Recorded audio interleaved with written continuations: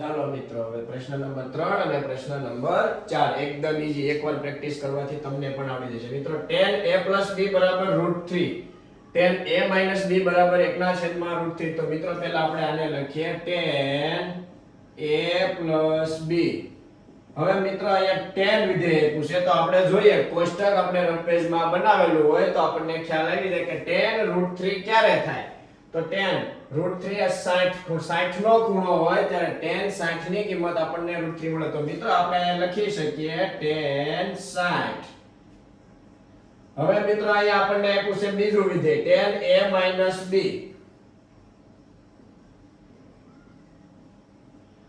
1/√3. તો મિત્રો tan વિધેય છે તો જોઈએ tan 1/√3 કયો ખૂણો હોય ત્યારે થાય તો કે 30 નો ખૂણો હોય ત્યારે. તો tan 30 આપણે આવું લખી શકીએ. બંને બાજુ મિત્રો tan સરખા છે તો આપણે ઉડાડી દઈએ. હવે અહીંયા આપણી પાસે વધે છે a + b = 60, a + b = 30. મિત્રો આને સમીકરણ નંબર 1 આપું અને પરિણામ નંબર 2. હવે મિત્રો સમીકરણ 1 સોરી મિત્રો અહીંયા માઈનસ છે. સમીકરણ 1 અને સમીકરણ 2 નો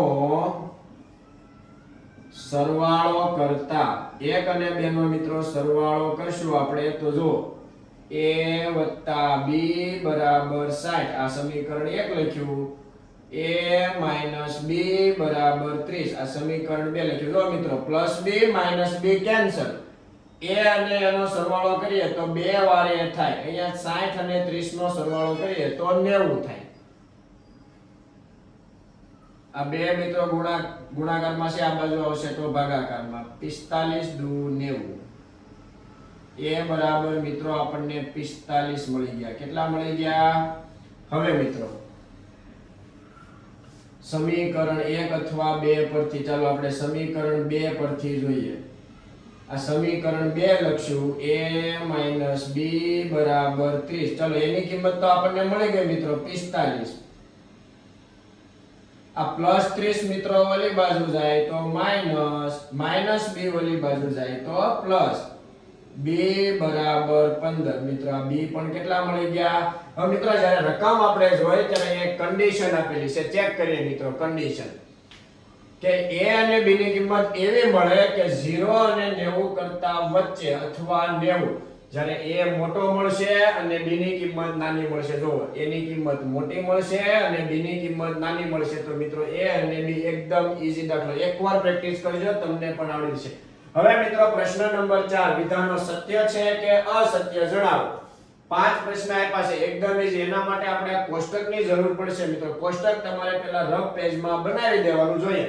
sin a + b = sin a અને sin b શક્ય છે મિત્રો. ક્યારે આ આપેલું હોય તો એ બંને ક્યારે ગુણાકારમાં ના હોય. જો આખો એક ખૂણો હોય તો અહીંયા બંનેને અલગ અલગ આપણને આપેલું છે, એટલા માટે આ વિધાન મિત્રો અસત્ય છે. કેવું છે મિત્રો?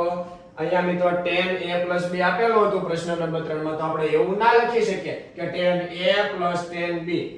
એવું જ રીતે અહીંયા છે તો એવું ના લખી શકીએ sin a + sin b. વિધાન અસત્ય છે. જોઈએ જેમ જેમ θ નું મૂલ્ય વધે તેમ તેમ sin θ નું મૂલ્ય વધે. મિત્રો કોષ્ટકમાં જો તો θ નું મૂલ્ય વધે 0 થી 30, 30 થી 45, 45 થી 60, 60 થી 90. તો sin નું મૂલ્ય વધે. હવે sin ની કિંમત જો 0 થી 1/2, 1/√2 જો 0 થી 1 થાય તો 0 થી 1 મોટા. તો θ જેમ જેમ વધે છે તેમ sin θ વધે છે. આ વિધાન મિત્રો સત્ય છે. કેવું છે? ત્રીજું, જેમ જેમ θ નું મૂલ્ય વધે તેમ cos θ નું મૂલ્ય પણ વધે. જો તો મિત્રો θ નું મૂલ્ય 0 થી 30, 45, 60, 90 તો cos θ 1 થી જોઈએ તો 0 તરફ જાય છે. 1 થી 0 થાય તો ઘટે છે. તો આ વિધાન મિત્રો અસત્ય છે. કેવું છે મિત્રો?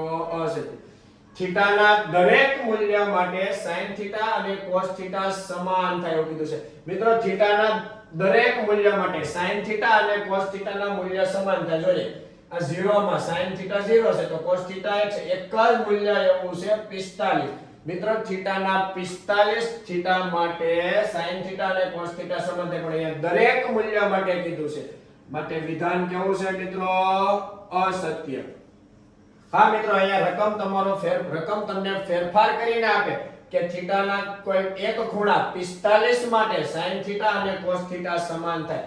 થીટાના કોઈ એક ખૂણા થીટા બરાબર 45 માટે sin થીટા બરાબર cos થીટા થાય તો જો મિત્રો તો વિધાન કેવું આવશે સત્ય. પણ અહીંયા દરેક મૂલ્ય માટે કીધું છે એટલે વિધાન કેવું છે અસત્ય. a બરાબર 0 માટે cot a અવ્યખ્ય છે મિત્રો. a બરાબર એટલે થીટા બરાબર 0 માટે cot a અવ્યખ્ય. મિત્રો cot કોનું વ્યસ્ત છે? sin cos tan cosec sec cot. મિત્રો cot tan નું વ્યસ્ત છે. કોનું વ્યસ્ત છે? tan થીટા નું વ્યસ્ત કરીએ તો આપણને cot થીટા મળે. કયું મળે મિત્રો? cot theta. 1/n તો 1/, ચાલો tan 0 નું મૂલ્ય શું આપ્યું છે મિત્રો? 0. 0/1. હવે મિત્રો આને વ્યસ્ત કરીએ તો 1/0. મિત્રો આપણે આગળ વાત થઈ ગઈ છે કે જ્યારે છેદમાં 0 હોય ત્યારે એ અવ્યાખ્યાયિત થાય. કેવું થાય? તો અહીંયા પણ એ જ કીધું છે ને મિત્રો કે a બરાબર 0 માટે cot a અવ્યખ્યાયિત. તો આપણે કોષ્ટક 3 ખાના દોર્યા sin કોષ્ટક પછી તો વ્યસ્ત કરશું. tan નું વ્યસ્ત કરીએ 0/1 તો 1 ઉપર 0 નીચે 0 એટલે અવ્યાખ્યાયિત. અહીંયા એ જ કીધું છે કે a બરાબર 0 અને તમે મિત્રો આખું કોષ્ટક પણ ચેક કરી શકો છો જ્યાં cot 0 બરાબર કે શું લખેલું છે? અવ્યાખ્યાયિત. માટે વિધાન કેવું છે મિત્રો? સત્ય છે. 8.2 મિત્રો આપણે પૂર્ણ કર્યું. હવે નવા વિડિયોમાં નવા લેક્ચરમાં આપણે 8.3 ની શરૂઆત કરશું. છે થોડું ધ્યાનપૂર્વક આપણે ગણવાનું રહેશે. માય એજ્યુકેશન YouTube ચેનલને આવી જ રીતે સરળતાથી દાખલા જોવા માટે, દાખલા શીખવા માટે ચેનલને લાઈક, સબસ્ક્રાઇબ અને શેર કરી દેજો મિત્રો.